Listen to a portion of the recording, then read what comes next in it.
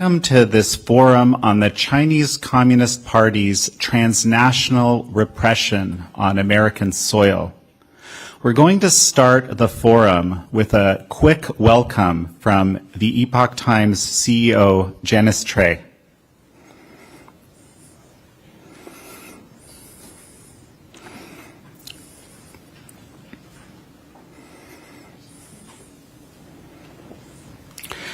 Well,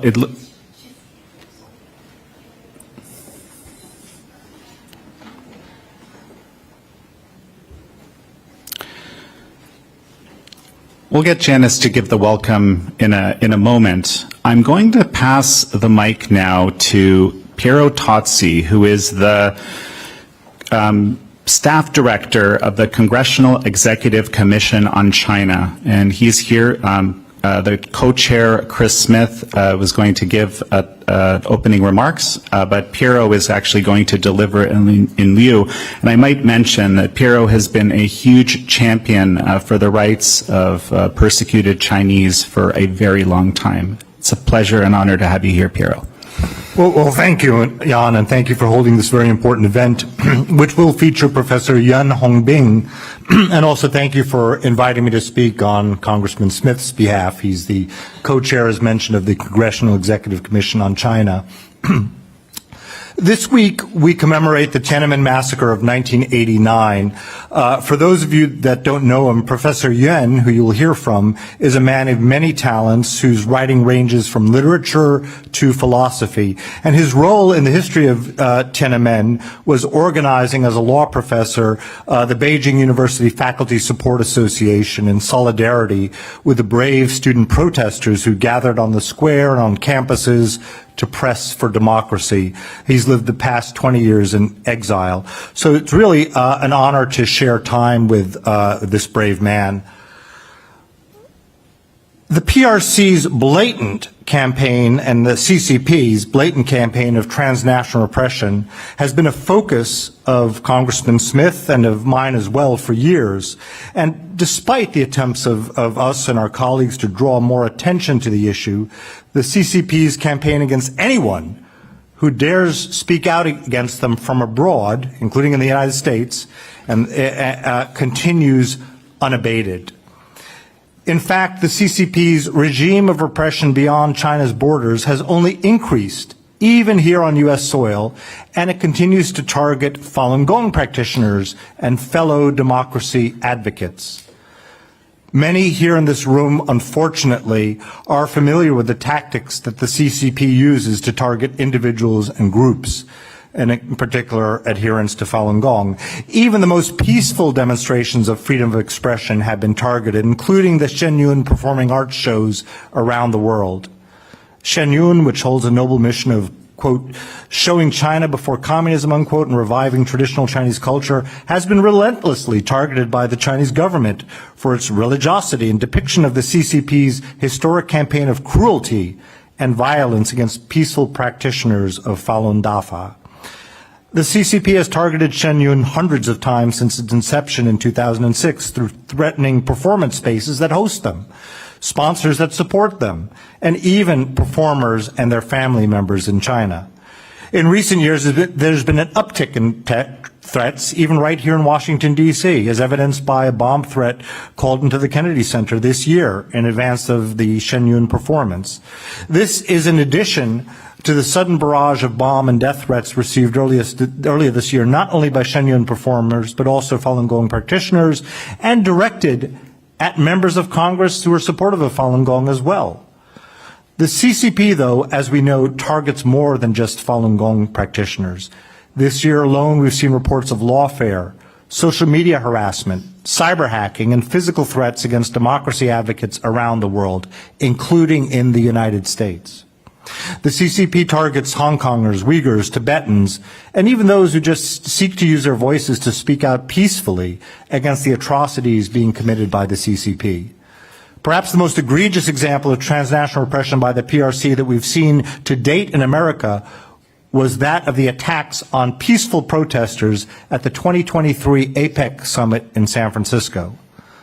Leading up to and during the summit, activists speaking out against Xi Jinping and the CCP were met with intense harassment, threats, and even violence.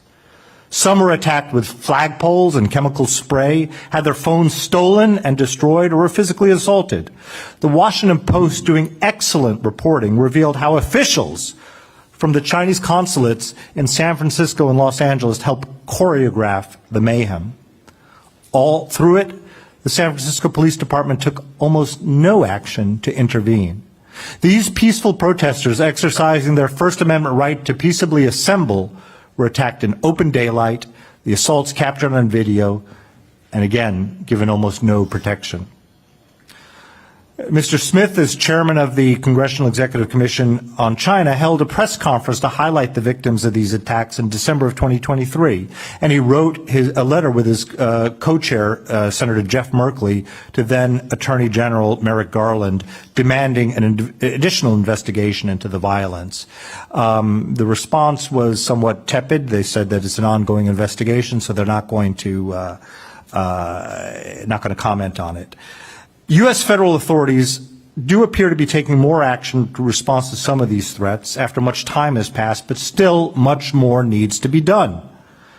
2 men were recently arrested in Serbia for coordinating the harassment, intimidation, and threatening of a protester at the APEC summit. In another case this year, the Department of Justice arrested and convicted 2 men for acting as illegal agents of the PRC government and for bribing the IRS to strip Shenyun's tax-exempt status. The DOJ this year also brought charges against a telecom worker who was sentenced in Florida to 48 months in prison for conspiring to act as an agent of the PRC through collection and sharing of information about Falun Gong practitioners here in the U.S. with China's Ministry of State Security. I strongly condone steps to provide justice for the global victims of the CCP's repressive regime, just as much as I condemn the actions of the CCP. But much more needs to be done to prevent further harassment and violence. Congressman Smith, along with colleagues in the Senate, previously introduced the Transnational Repression Policy Act in the hope that it can hold foreign governments, and particularly that of China, accountable for their actions, and they intend to do so as well. There needs to be accountability. Justice delayed is justice denied. Thank you very much.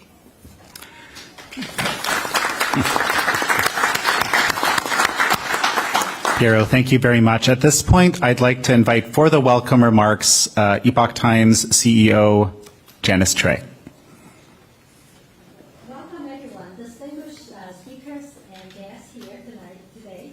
We gather here at U.S. Congress for a vital forum exposing the Chinese Communist Party's transnational repression on American soil, an urgent threat to democratic value, free speech, and the rule of law. First, look at the Communist visions, a global challenge. At Beijing's Tiananmen Square, next to Mao Zedong's portraits, you see the slogan, "Long live the great unity of the world's peoples," and Xi Jinping's community of shared human destiny repackaged these ideologies. So you can see from Mao to Xi, the CCP has pursued the disruption of the US-led post-World War II democratic order, not through conventional warfare, but via covert influence, subversion, and exploitations of open societies. In fact, this is a playbook of infiltration. The CCP's triumph in Chinese Civil War in 1948 to 1949, despite being outnumbered and outgunned by the nationalist Kuomintang, the CCP's expertise in infiltrations, espionage, and psychological warfare helped it win. So these tactics have defined CCP's global strategy for more than 7 decades. We look at the to date. The CCP attacked the U.S. and Taiwan. They applied the same subversive tactics against Taiwan and U.S., infiltrating various institutions, manipulating decision-making process, and fueling divisions. It specifically targets global influence entities such as the Epoch Times and Shenyun Performing Arts, organizations that openly expose the CCP's human rights abuses and ideological repressions, and both try to revive the traditional cultures, pre-communism. Let's look at the resistance, Falun Gong's response, Truth as Resistance. In 1999, the CCPs launched a nationwide campaign to eradicate Falun Gong, a peaceful spiritual practice rooted in meditation and moral teachings based on truth, compassion, forbearance. Using its full-scale state apparatus, military, police, judiciary, and propaganda organs, the regimes engaged in systematic arrest, torture, and defamation. Falun Gong responded with non-violence resistance and global truth-telling. You may wonder why they persecuted Falun Gong, such a peaceful group based on truth, compassion, forbearance. There were over 100 million people in China practice Falun Gong. Do you know how many Chinese Communist Party members? 60 million. However, truth, compassion, tolerance, people want to be good citizens and healthy as they are apolitical, but it's the CCP leaders are never elected. It's their own fears. They see it as a threat, and they use the entire apparatus to persecute Falun Gong. Instead, Falun Gong launched the longest and the largest non-violence resistance. And Falun Gong practitioners have founded the Epoch Times 24 plus years ago. And today the Epoch Times, reached millions of audience in 35 countries, 23 languages. And in 2004, published the 9 commentaries of the Communist Party. And this sparked the global Quit the CCP movement, which has seen over 447.2 million people renounce their affiliations to the Chinese Communist Party, the youth leads, and the young pioneers. Its follow-up series, The Spectre of Communism is Ruling Our World, exposed how communist ideology has infiltrated nearly every facet of the Western society under various guises. And Shenyun Performing Arts revives the traditional Chinese culture on a global stage, presenting a vision of China untainted by the communist ideology. And all these efforts resonates worldwide and have become central to countering the CCP's regime's disinformation campaigns. Let's look at how CCP weaponizing the U.S. institutions. Beyond traditional espionage, the CCP now manipulates American legal and administrative system to suppress dissent. Through lawsuits, regulatory complaints, and bureaucratic pressure, the CCP, through its proxies, seeks to drain the resources of Falun Gong affiliated groups. Even when such cases are dismissed, the CCP's proxy amplify them through propaganda, causing reputational harm regardless of the legal outcomes. Let's look at 2 case studies. The John Chen case in 2022 and 23, U.S. citizen John Chen and associate Ling Feng, both linked to the CCP's notorious 610 office, attempted to bribe an IRS official to revoke Shenyun's non-profit status. Chen later pleaded guilty to acting as an unregistered agent for the CCP, and court documents reveal he received over $52,000 per month from the CCP. And the Alex Sklar case in 2023 in New York, Alex Sklar filed baseless environmental lawsuit against Dragon Spring Temple, the headquarters of where many Falun Gong practitioners are located, and conducts surveillance on practitioners. A federal judge dismissed the lawsuit as meritless and barred Scalia from refiling. All these cases illustrate how the CCPs leverage American institutions, including the IRS, Department of Labor, and state regulators, to wage lawfare, harass people, and exhaust their resources over years of litigations. Let's look at the media manipulation, co-opting media outlets in the West. The CCP allocates over $7 billion annually to global propaganda, including efforts to influence Western media. In December 2024, the New York Times published a piece accusing Shen Yun of amassing wealth, echoing CCP's propaganda despite Shen Yun being a non-profit status.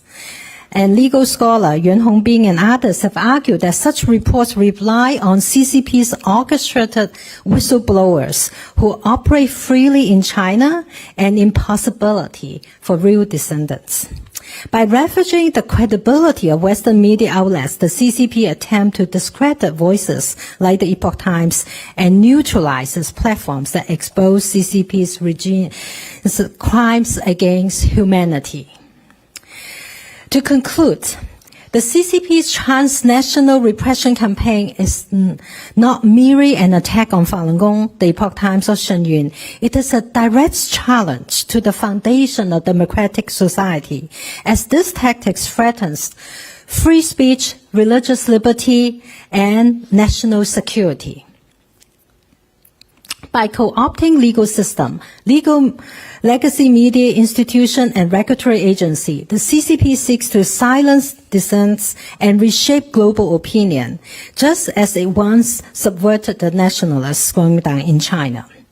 To counter this silent war, the U.S. must act decisively on 4 fronts. First, enforce and strengthen foreign agent registration laws. Second, require media outlets and policymakers to disclose any affiliations with foreign adversaries. Third, shield institutions from foreign influence and regulatory abuse. Fourth, support independent media and traditional value-based civil organizations. Falun Gong's commitments to nonviolence and truth underscore what is at stake. Defending their rights is not just a moral imperative. It is a defense of freedom itself. Thank you.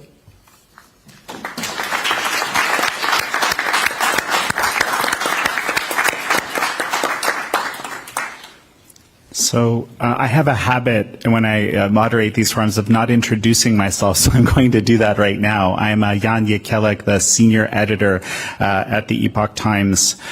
And I'm going to introduce someone right now who isn't with us physically. He's dialing in to us from Taiwan, and he was mentioned already a couple of times in both of the introductory speeches we had, and that's the renowned Chinese-Australian scholar, novelist, and Chinese dissident Yuan Hongbing. Now, the thing that he has is an extensive network of people highly positioned in the Chinese Communist Party who are communicating with him a lot of insider information. And we at the Epoch Times, I'm looking back perhaps to 2 years ago, we noticed sort of a lot more this transnational repression stuff activity happening, whether it be cyber attacks or, basically our reporters being squelched or attempts at, preventing us from getting advertising. There's all sorts of things. Well, he discovered something astonishing, which is that this is actually a coordinated campaign, an escalation of transnational repression. But I'm going to let him talk about that, and he's going to appear to us up here on the screen. And because of his time, he's dialing in the middle of the night. We're going to give him time, and we'll do a brief Q&A immediately after that, so we can actually let him go, and we'll continue on with the conference. So let's bring on Yuan Hongbing.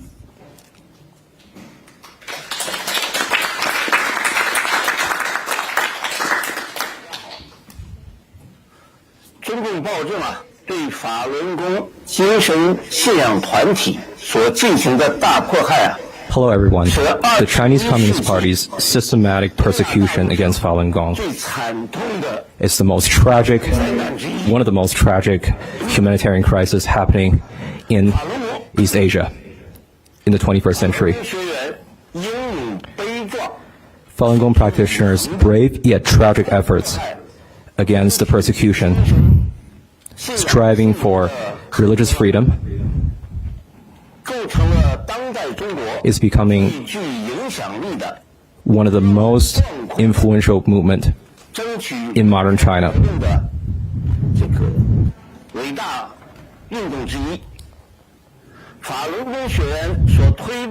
Falun Gong practitioners pushing for the spread of the Nine Commentary, as well as its efforts to tell the truth, is convincingly exposing the Chinese Communist regime's evil nature, which is anti-humanitarian and anti-freedom.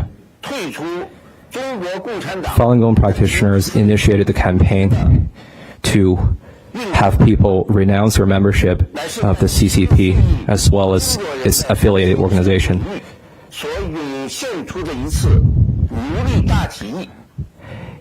It is a great uprising against the Chinese Communist regime. Jiang Zemin once mobilized the entire Chinese Communist state apparatus, vowing to completely annihilate Falun Gong. But quite the contrary, the power of faith and spirituality far surpasses the power of the state apparatus. Today, Falun Gong is not only not being annihilated, quite the contrary, they're becoming stronger day by day.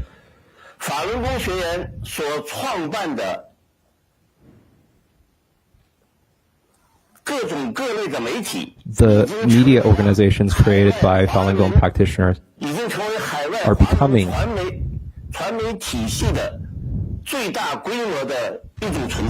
the largest scale of any media organizations for the Chinese people. It is also helping the Western society to fully understand the CCP's anti-humanitarian nature.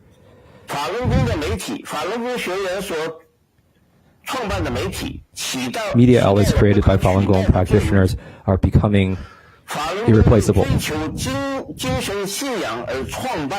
Their pursuit for spirituality and the organizations they created, such as Shenyun, are also thriving. All of these are naturally triggering the CCP's extreme hatred and fear for Falun Gong. Prior to the 20 National Congress in China, Xi Jinping held a secret meeting. He mentioned about Falun Gong's development outside of China and his plan to initiate another round of persecution outside of China. According to reports, the CCP's tactic can be summed up to one central focus and two directives. The one central focus is mainly targeting the founder of Falun Gong practitioner, the founder of Falun Gong, targeting his character, assassinate his character, in Xi Jinping's own words, is to spiritually destroy Falun Gong, and is the very foundation of his existence.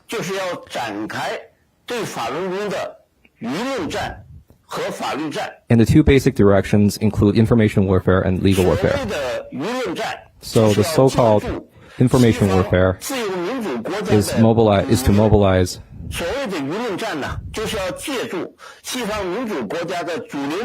the mainstream medias in Western society, using defamation, lies, and many other tactics to strike on all fronts against Falun Gong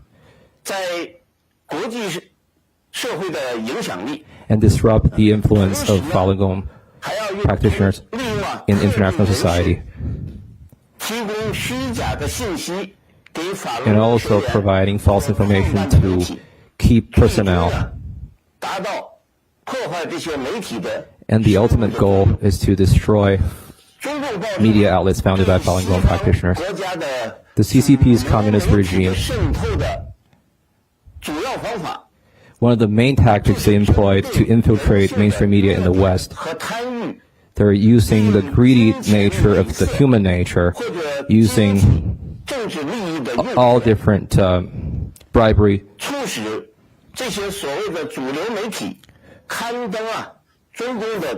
forcing these media to publish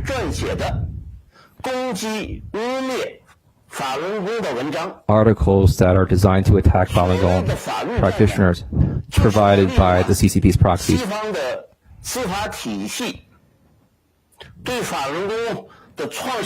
And also they're trying to mobilize the Western legal system against the founder of Falun Gong and Shenyun Performing Arts, as well as other media and other organizations created by Falun Gong practitioners, suing them and also using false accusations, trying to use this legal procedure, using false accusations to destroy the reputation of Falun Gong and to destroy the facade of Falun Gong practitioners. And they're also trying to drag on the legal process and try to waste their time, efforts, and money. So whether it's information warfare or legal warfare, it is showing that the CCP regime is trying to use its United Front Work Department, using the legal system in the West as well as the media outlets to complete its conspiracy against Falun Gong. The CCP's persecution against Falun Gong outside of China is mostly coordinated by the Ministry of State Security. But all of these legal warfare and information warfare are essentially under the directive of Chen Yixin, who is the head of the Ministry of State Security. He said it himself that the CCP will use the CCP is going to use the Western society's legal and democratic system against Falun Gong.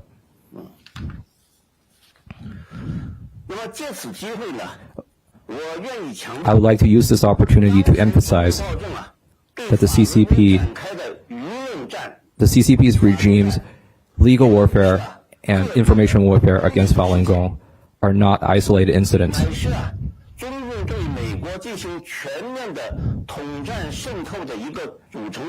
It is only a component of the CCP's actions against the United States.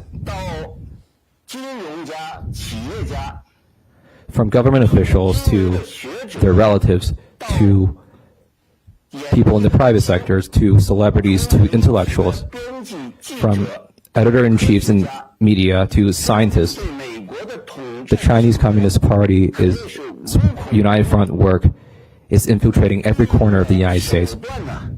And the tactics they're employing are, of course, includes bribery and many others. But after the 20th National Congress, under Xi Jinping's leadership, the CCP's tactic, the CCP's United Front work effort in the United States has undergone a major change. Prior to this, the main goal of the United Front Work Department was to strengthen the influence of communist culture and infiltration in the United States, and stealing military and other intellectual property, as well as collecting data on citizens. And now the CCP's main strategic goal has already changed to, after a potential war between China and Taiwan, if America is to get involved militarily,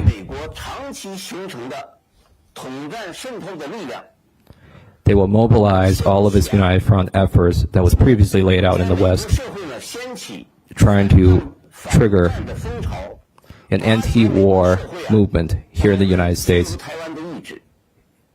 and to completely disintegrate the efforts to protect a free and democratic Taiwan.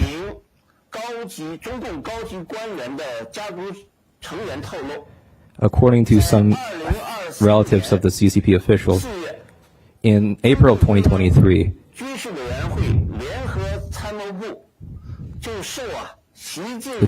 the head of the Chinese military, under Xi Jinping's directive, made one plan. They're trying to send 80,000 people, and these are all veterans. They're trying to illegally enter the United States through Mexico, through the U.S.-Mexico border, during peacetime, under the identity of a civilian, try to live a normal life. But if there is a war breaks out between the United States and China over Taiwan, these people will start its own guerrilla warfare in the United States and to strike against all strategic goals laid out by the United States. And of course, under President Trump's policy against illegal immigration, China's military committee's conspiracy has already been defeated in some way. But the CCP's United Front work here in the United States has not stopped. They're going to use other tactics, and it's going to get worse in the future. An ancient Greek philosopher said, a drop of water is a component of an entire ocean. The CCP regime's legal warfare and information warfare against the Falun Gong practitioners here in the United States, the CCP's United Front Work Department is already becoming a severe threat to America's national security. Thank you very much.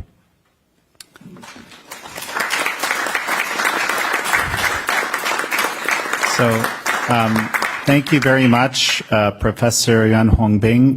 If you have a question, if you could please come up to the microphone in the middle. We can also take a question from the dais here, if people aren't rushing up to the mic there. Otherwise, we will continue on to our next speaker. Dr. Terri Marsh. Yeah, thank you. Thank you for that highly enlightening report, presentation. So my question is whether you have any evidence as to the connections between the United Front or some other component of the party and mainstream media in the United States, the New York Times in particular, and or the prosecutors prosecuting cases currently.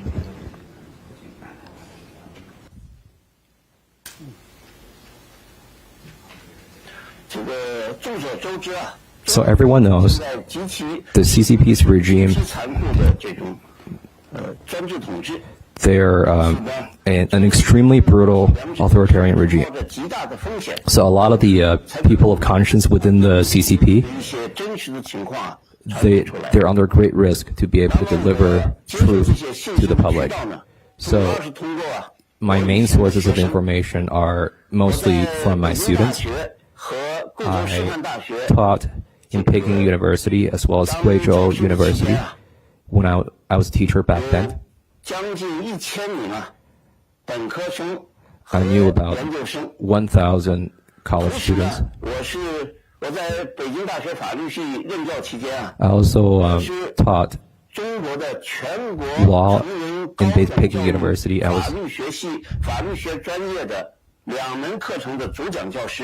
was one of the main professors who taught law in Peking University. I also was part of, I was also in charge of writing the curriculum as well. So at the time, the law professions in Peking University had ties with the Chinese Communist Party. So some of the study programs, I was one of the main instructor. I was also one of the main writer of the curriculum. At the same time, the law profession at the Peking University also held a tutorial for high-level justices. So in short, a lot of my students, I have probably about hundreds of thousands of students at this point now. They're embedded within all fabrics of the CCP's state apparatus. A lot of them are now very much enraged by Xi Jinping's authoritarian policies. So they're trying to get their words out, try to express their pursuit for freedom and democracy. So the Chinese Communist Party is employing high-tech methods to control the spread of these information. So the passing along of these information, we have to use the most conventional method. We don't use any modern technology to pass these messages. So my sources of information, that's all I can tell you. And I can only stop right here, and the goal is to protect the safety of where these information come from. Thank you. And Piero, you have a question, I think. I do. One often hears the narrative that Xi Jinping upended the reform process in China, and that had things continued along a trajectory, there would have been change. But I guess the question is the nature of the regime any different? Is it just a question of degree of oppression? And one looks at, for example, the persecution of the Falun Gong, that really began in the Jiang Zemin reform era. So maybe you could address, is it a question of is the regime any different now in terms of its nature compared to the reform era, or is it just a question of difference of degree? Thank you.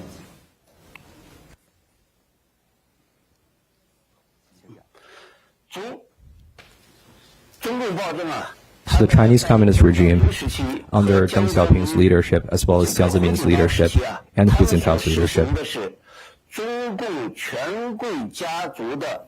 they're utilizing the oligarchy of, which is basically composed of all of the CCP relatives connection. So the highest position of power were basically under the control of all the CCP high-ranking officials and their families. And now, under Xi Jinping, he is trying to trigger the old way under Mao. So basically, the political and economic trajectory now is to go back to the same kind of political system under Mao. In China, Xi Jinping is trying to become a communist emperor. Yet in international society at the same time, he is trying to put forth an expansionist policy all over the world.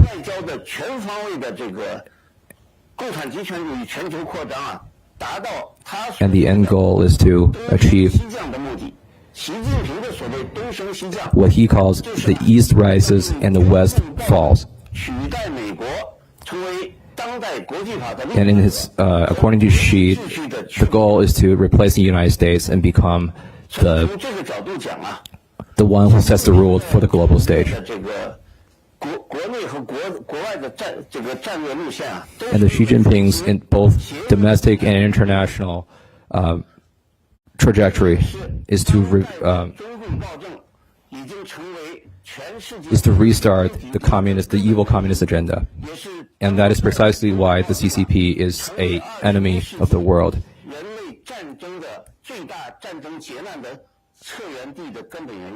And they're also becoming one of the main source of all unstable forces in the world right now, in times of conflict. And we'll take one more question from John Suarez.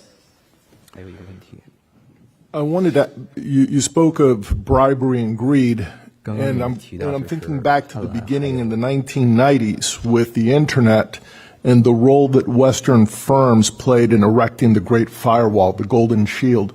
Could you tell us a little more about, because we're talking about transnational repression, but I think it goes in more than one direction. You had a case where Western companies were assisting the communist dictatorship in China to improve its repression against the Chinese people. Could you expound on that a little bit, please? Thank you. 就是西方的这些公司在中国的对人权的有什么影响？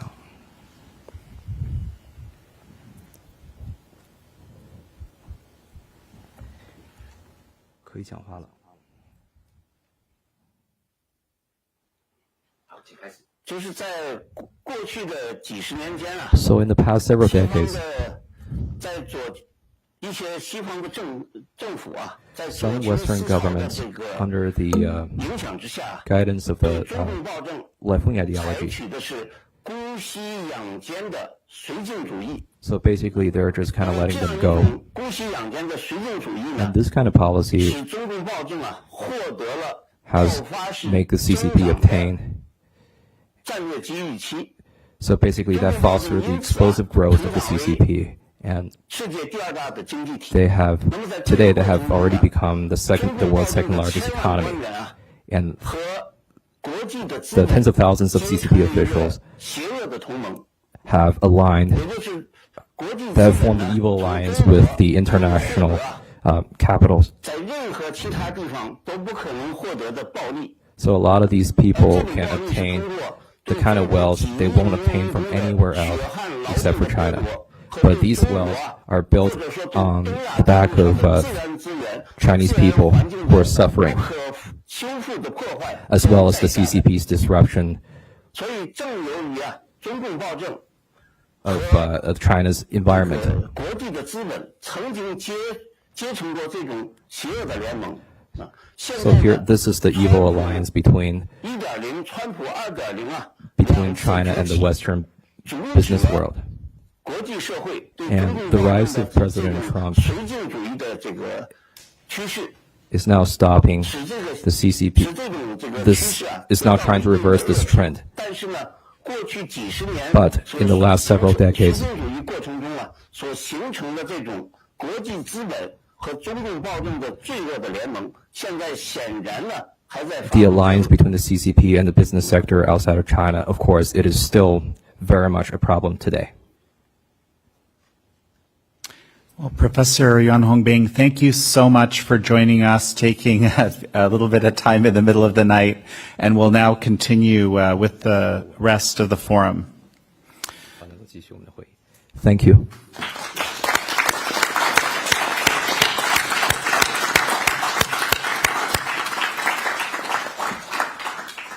Next, I'd like to invite to speak Dr. Eric Patterson, the President and CEO of the Victims of Communism Memorial Foundation, and I might also add a very powerful, decades-long advocate for religious freedom. Thank you. It's a pleasure to be here with you today. Again, my name is Eric Patterson. I serve as President and CEO of the Victims of Communism Memorial Foundation here in Washington. I invite you, if you haven't, to come visit our museum by the White House that's open Tuesdays to Saturdays. VOC was founded in 1993 by a unanimous act of Congress and signed into law by Bill Clinton later that year with a purpose to remember the 100 million men, women, and children murdered by communism in the past, and to stand as we are today as a witness and an advocate for the liberty of those still held captive by totalitarian regimes. One thing that strikes me as I look around the room is that I see people from Cuba, Cuban Americans. I see people whose families came from Eastern Europe, and I see people from across East Asia, all committed to this vision, a vision of a freer world and the end of Chinese communism. To that end, I'd like to invite you. Many of you know that we hold an annual China Forum. It will be held on October 28th this year, right here on Capitol Hill. Well, our topic today, of course, is transnational repression. And this is a painfully real, ongoing crisis as the Chinese Communist Party and its minions act outside of China's borders to harass, intimidate, coerce, and use violence against critics, dissidents, and those who simply refuse to conform. I'd like to remind us of a couple of recent examples of such tactics that have occurred against people of faith in other contexts. And I know that on these two stories that I'll tell, that people like Chris Smith and his team and people in the civil society sector worked very hard to intervene. Let me just emphasize before I tell these two religious persecution stories that what we're talking about is transnational repression by the Chinese government acting outside of China, and in particular, in the stories that I'll tell, trying to bribe, coerce, intimidate, bully, etc., local government officials. So, one example of this, of course, just from this year, as reported in March of earlier this year by Radio Free Asia and by Christian Solidarity Worldwide, was that the Thai government arrested over 60 Montagnard Christians from Vietnam and threatened to send them home. And then it deported 40 Muslim Uyghurs to China. The second half of that story was often lost in the reporting about the Vietnam part of the case. But as many of you know, this is a group of Uyghurs who had left China seeking freedom a decade ago and have bounced around. Over 100 of them ended up in Turkey, where they faced additional harassment. That's one case just from the last 2 months. Another well-known case, of course, is that of Shenzhen Holy Reformed Church, which we often call the Mayflower Church, which escaped harsh persecution, interrogations, and imprisonment at the hands of the CCP in China. As many of you know, 60 members of the church fled to South Korea in 2019, but due to tremendous pressure by Beijing, they were not allowed to stay. They could not achieve legal status. And so they moved and sought refugee status in Thailand. Let me quote to you from the Associated Press story on this specific instance, because it encapsulates what we've seen happen in so many countries around the world. Quote, "They've been stalked, harassed, and received threatening calls and messages despite fleeing hundreds of miles away. Relatives back in China have been summoned, interrogated, and intimidated. In one case, Chinese diplomats refused to issue a member's newborn child a passport, rendering the baby stateless." And I bet if we were to ask the people who are gathered in this room today, have you had friends or colleagues or family members who've had this happen to them? I bet we'd see many hands raised. Now, there's a happy ending in this specific story, that despite the pressure on the Thai government, despite the pressure on the South Korean government before that, and due to the extraordinary efforts of members of Congress, some of the members of the VOC Congressional Caucus, the great work of Bob Fu from China Aid and David Trimble from the Religious Freedom Institute, we did see those people finally make it to the United States. But you think about the tremendous expense, the time, the pressure on those families and what it took to get them here. And you think about the many, many thousands of people who do not have those opportunities. Of course, we know that the repressive cases right here in the United States and across the West happen every day. An example comes from the 2024 Brookings Institution report that reported on the 102 Chinese police service stations. You gotta love the name, right? Service stations that operate in 53 countries, including in major cities in the United States. The lengthy report documenting this said very simply that the purpose of these stations was, quote, to control the diaspora abroad. Let me conclude by a caution about why this is important, not just at the individual level, in other words, individual people and families, but at the institutional level as well. It is tragic, it is immoral for the Chinese Communist Party and other authoritarian regimes, such as Russia, to harass, attack, and even assassinate individual critics, dissidents, and minorities abroad. But what is much more insidious is the powerful use of persuasion, bribery, blackmail, coercion, intimidation, and other activities to get government officials in foreign countries to become co-conspirators in such transnational oppression.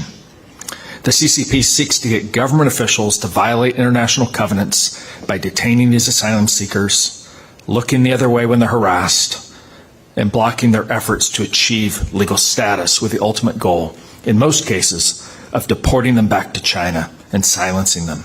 And we know that if they're deported and returned, then they often disappear into China's vast prison network. Unfortunately, when governments violate international norms, as we've seen with China and Russia and other so-called BRICS, it sends a signal to the second and the third tiers of authoritarian states that they, too, are free to turn their back on their fundamental responsibility to care and protect for their own citizens, not to mention all of the human rights commitments that they have signed on to, such as the legally binding International Covenant of Civil and Political Rights. In conclusion, I was in Europe last week, and they were commemorating May 25th, their International Day for the heroes who stood up against totalitarianism. As we think about the issues that we've discussed today, let's hope that we can end these totalitarian ideologies and these evil practices so that the next generation needs fewer such heroes. Thank you.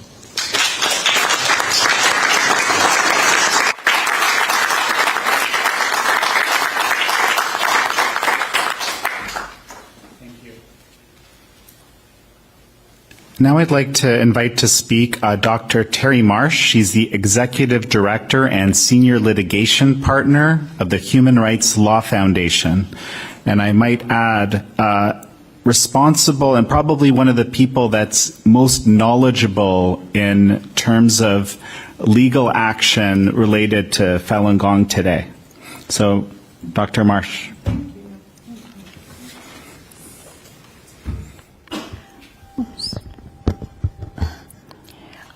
So I'd like to dedicate my remarks today to the courageous students and professors.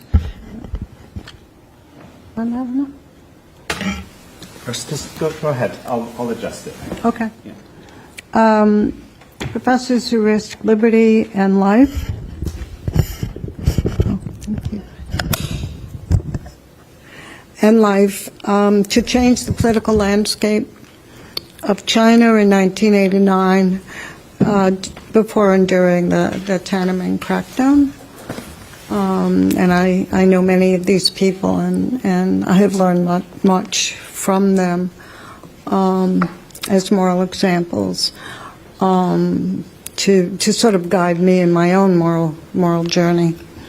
So the short summary of what I'll be saying today, discussing, is that the Chinese Communist Party, which I'll be referring to as the party, engages in terrorist activities against such groups as Falun Gong under 22 U.S.C. Section 2656D2, that is under U.S. law, through its operation of purge campaigns in China. And that much is clear.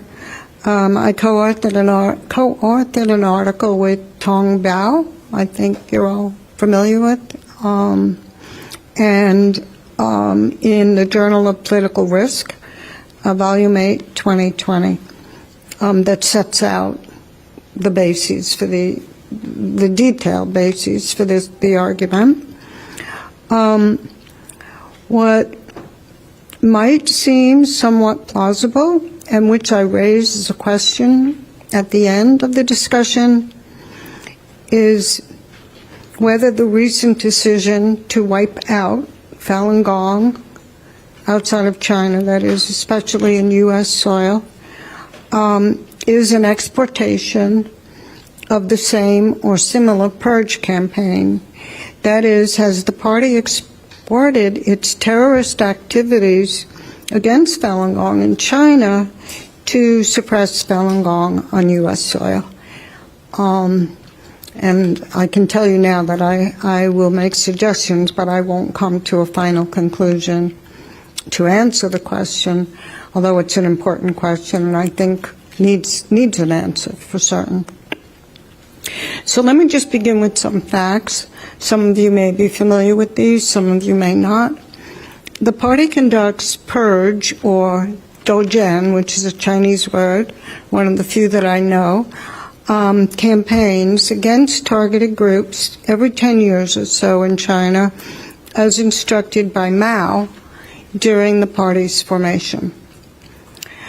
These campaigns and other purge campaigns in China follow the same basic steps. The decision to target a specific group, whatever the group may be, as an enemy is always made by the Chinese Communist Party. Following a positive decision by the party, the group to be targeted is identified with carefully crafted rhetoric, that is lies, cast as truth.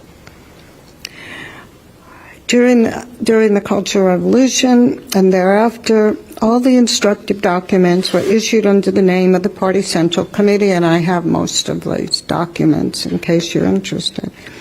The same with the campaigns against the Tiananmen protesters in 1989, the Strike Hard campaign of the 1990s, Falun Gong beginning in 1999 and to the present, and of course Uyghurs.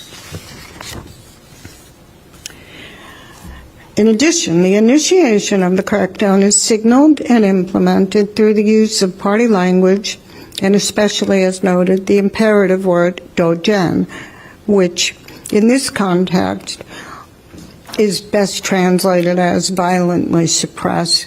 Ho Quinlan, a fairly famous China expert, defines it as unlawfully torture and persecute this group. Then flagship media in China and party ideology journals spread the word to ensure that the designated group is a known party enemy. Special and general security forces, including 610, are mobilized, as are prosecutors and courts, operating under the aegis often of the party's all-powerful political legal committee plaque to identify, round up, arbitrarily detain, torture individual members of the religious group, or the group. I'm not just speaking about Falun Gong now. The ideal is to force these so-called enemies to renounce their group identity and beliefs. The final step is what is referred to as Zhanghua, I don't know if I'm pronouncing that correctly, or forced conversion, which includes torture, and the idea is to torture people until they finally say that what they actually believe is evil or not what they actually believe. And those who refuse to be converted are subjected to ever-increasing violence or death. As a former party agent disclosed to me, these violent purges are largely clandestine. Indeed, the PRC, on every case that I have filed, and there have been many on behalf of Falun Gong and other dissidents, the party categorically denies that it tortures anyone, which is kind of mind-boggling, since torture seems to be the favorite tool of CCP suppression. With respect to the purge campaign against Falun Gong in China, which I've also spent a long time studying, there's been an emphasis on demonizing the spiritual founder and leader of the religion, that is Li Hongzhi, in ways that are absurd and counterfactual. Indeed, the religious founder has been demonized as a criminal, a state enemy, and the like, without any evidence or any basis in fact. As somebody else once told me, if the party says the sun is the moon, one will be subjected to severe penalties if one argues otherwise. As many have observed, truth is produced in China and is totally unrelated to demonstrable facts or evidence. And so in the article that I published with Tang Bao, we argue that these purge campaigns fall clearly within the definition of terrorism. How am I doing with time? Because I can... Probably need to finish soon. Okay. So I would just refer you to the article that we wrote together, which shows quite clearly that this Doujian campaign or purge in China comports with the elements of 22 U.S.C. 2656 FD2 definition of terrorist activities.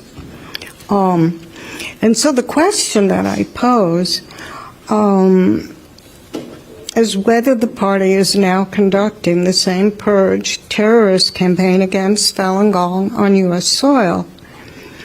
It strikes me as a significant question, and perhaps the answer is yes, they are. In support of plausibility, I would note that the mainstream media in the United States, just like flagship media in China, have been used to demonize the religion, its adherents, and especially its founder, and in ways that trample on what I would call the constituents of our humanity, truth, compassion, and tolerance. What is especially difficult for me as a Falun Gong believer is the focus on Li Hongzhi, the founder, who has provided people with a chance to cultivate, as one does in many Eastern religions. This is not some weird whatever. This is a very traditional way of cultivating in order to reach enlightenment, and it requires assimilating to the principles of compassion in addition to tolerance. What could be wrong with that? I would add that one of the Times reporters father has ties with the United Front, but I really don't want to say that that's conclusive. That could just be coincidental or accidental. Of course, the attacks on Li Hongzhi are baseless here as they are in China.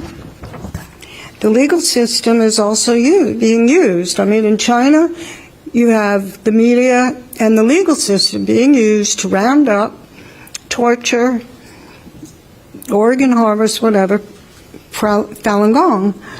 And so too here, there have been quite a few cases that I'm involved with that do the same thing. They are based on propaganda, lies, inaccuracies, in order to make it seem that this criminal conduct at Shenyang or elsewhere in the Falun Gong community.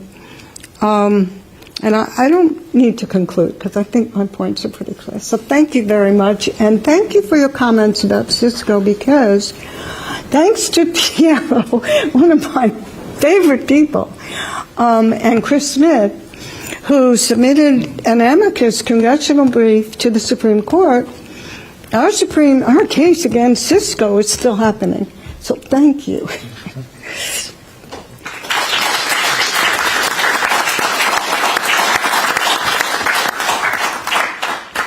So, to add a little color to what Dr. Marsh just spoke about, we have Mark Yang. He is the researcher. He's a researcher and advocacy officer at the Falun Dafa Information Center to kind of build out what exactly is happening. Hi, good afternoon, ladies and gentlemen. It is a pleasure to speak here today. So the Falun Dafa Information Center, or the FDI, is a nonprofit that works to give voices to millions of Falun Gong practitioners that are being persecuted by the CCP. So from our research, the transnational repression targeting the Shenyang performing arts is an important case study that really showcases the CCP's full societal and orchestrated tactics against its critics in the United States. For those unfamiliar, Shenyang Performing Arts is an American cultural institution based in New York, founded in 2006 by elite artists who practice Falun Gong. And Shenyang's mission is to revive the traditional, divinely inspired culture, the Chinese culture, and revive them without any communist influence. And also, out of 20 pieces in the program, Shenyang also has 2 pieces that artistically depict the persecution of Falun Dafa so that it can raise awareness. And now, Shenyun has grown from one company to now 8 equally sized companies that tour around the world simultaneously. And it is able to reach over 200 cities and over 1 million live audiences every single year. So I think it's probably one of the largest performing arts group in the world right now. And actually, a 2023 Washington Post article compared Shenyun to the many cultural diplomacy arts programs that the State Department was initiating during the Cold War era. Actually, this is due to Shenyun's ability to really counter CCP's soft power influences on a very global scale. And it is using China's own culture, and it is doing so without taking a single penny from the American taxpayers. And the vision of a China without communism as depicted in Shenyun's shows, and the constant exposure of the CCP's human rights abuses seem to really deeply unsettle the regime. And ever since Shenyun's founding, the CCP has employed continuous transnational repression to undermine the company.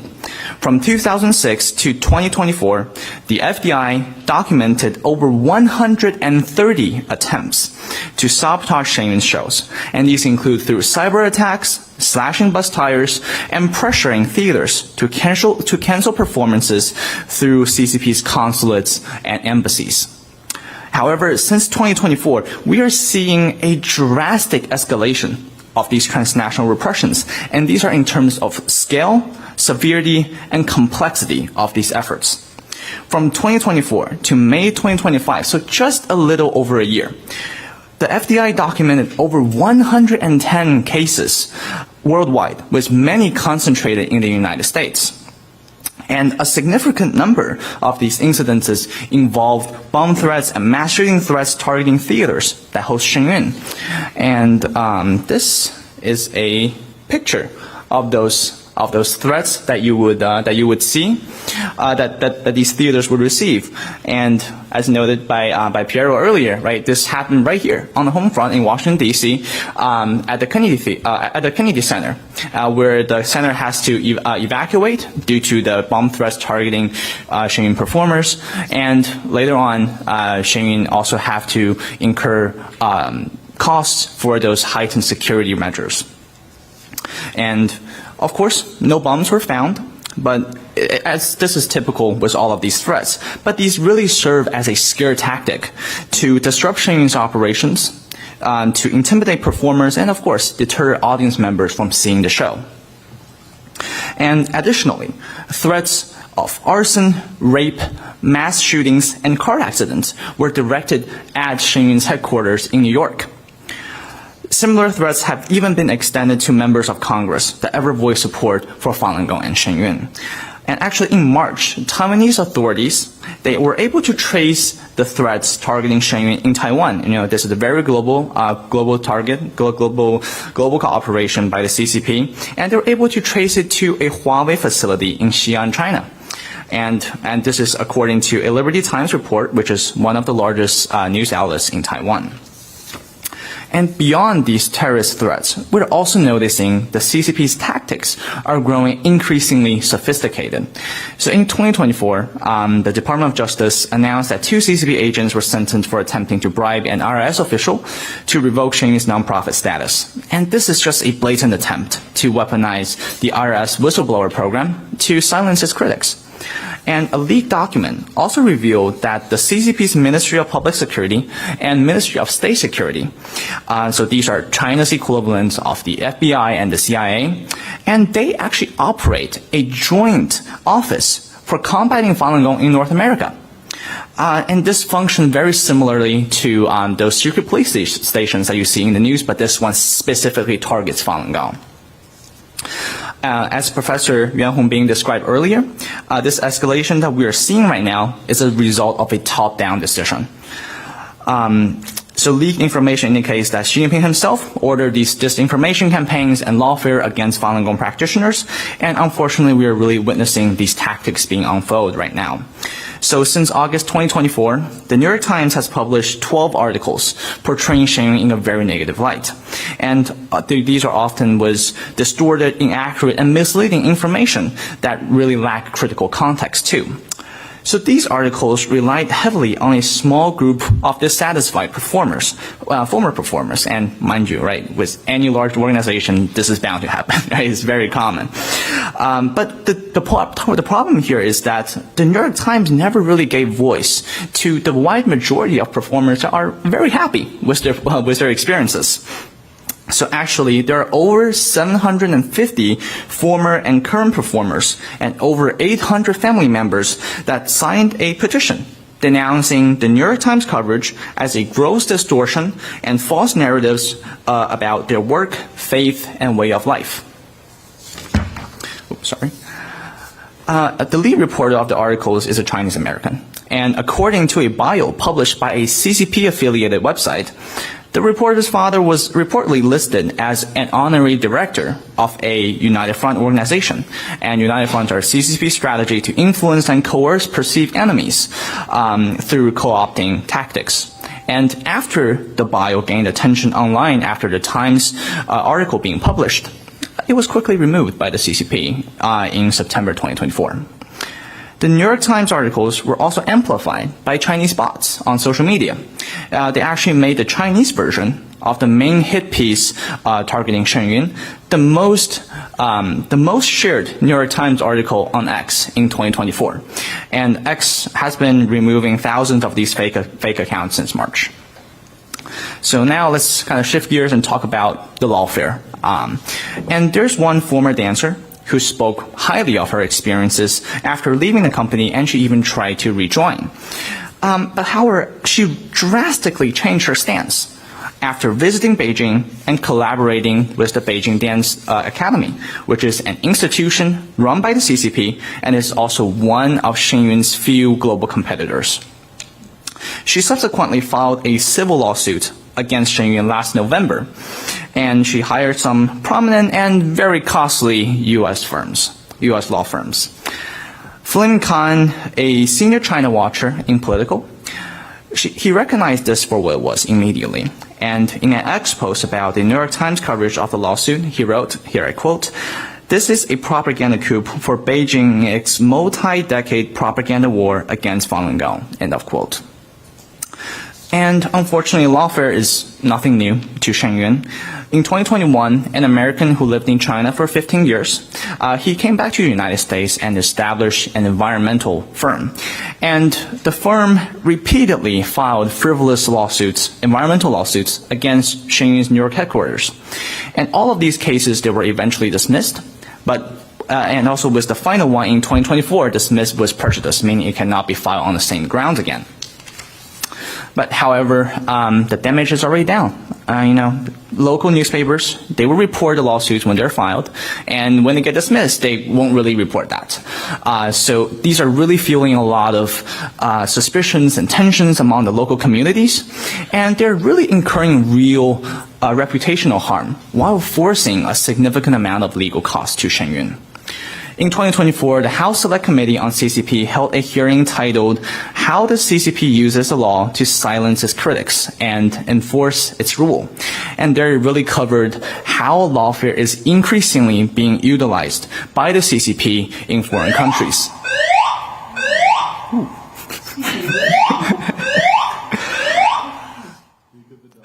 Yeah. Well, I guess I'll just... Do you have any backup? Someone just pulled the fire alarm on this forum. Is this kind of a case in point, perhaps? That was heard. So what I just said without having the mic on is it seems like the fire alarm was pulled in this building as perhaps a case in point to what's being discussed at exactly this moment.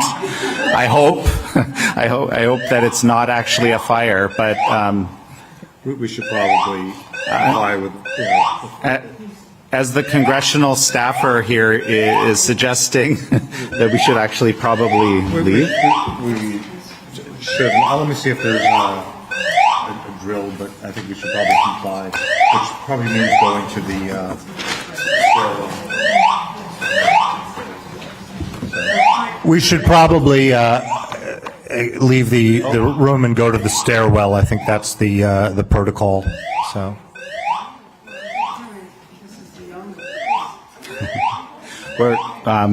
With any luck, this will end shortly and we can come back. Let's see what happens. Thank you for being with us.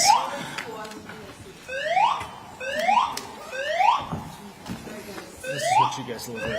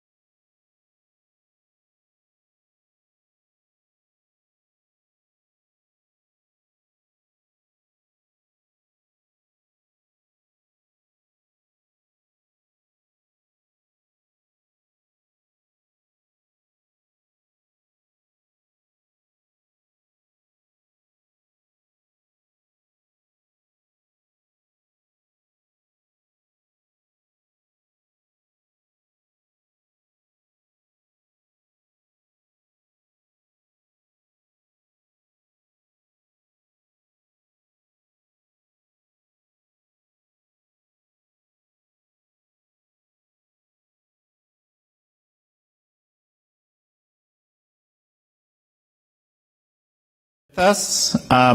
There was a false fire alarm scare. Again, kind of a case in point to the type of activities. I don't know who pulled the alarm. Now, I don't know what that is. It's like a different alarm.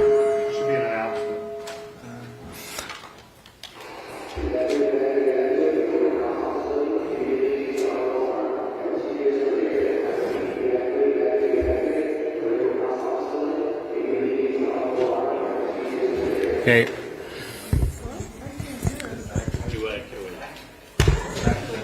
We're being told to evacuate the building. So we'll see you back another time, folks. Thank you for joining us.